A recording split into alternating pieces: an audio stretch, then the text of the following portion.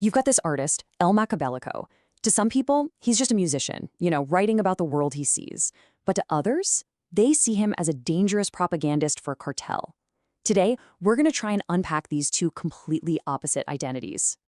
So, the big question is, who is the real El Makabelico? Is he a musician just telling his truth? Or is there something way more sinister going on? To even begin to figure that out, we have to look at the evidence from two totally different angles, starting with, well, the most serious accusation you can imagine.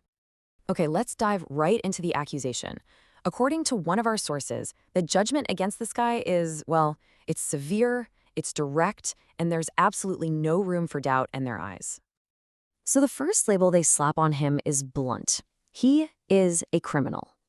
We're not talking about a specific crime here. It's more like a blanket statement about who he is as a person. But trust me, it doesn't stop there. And then things escalate a lot. He isn't just a criminal anymore. The source flat out calls him a terrorist. Now, that's a seriously loaded term, and it's used here to connect his influence to something much bigger and much more dangerous. And here it is, the crucial link they're making. The source claims his music isn't just art, it's a weapon. To be specific, they say it's propaganda for the Cartel Del Noreste, tying his creative work directly to a really notorious criminal group.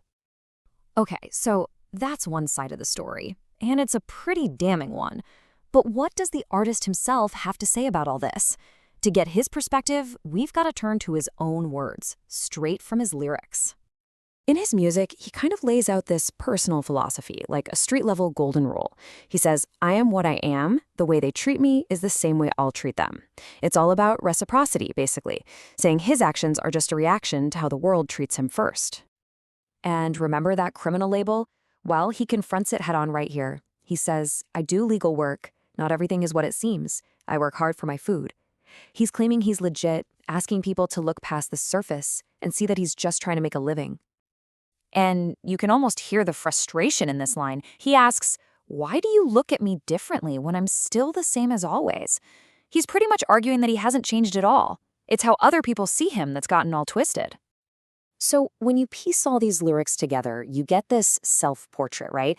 And it's one of total defiance. He's saying his work is legitimate, his critics are just jealous, and all the serious stuff is, in his words, just rumors. It all circles back to a simple code: you get what you give.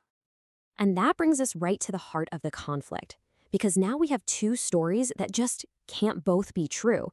So let's put them right next to each other and see just how massive this gap really is.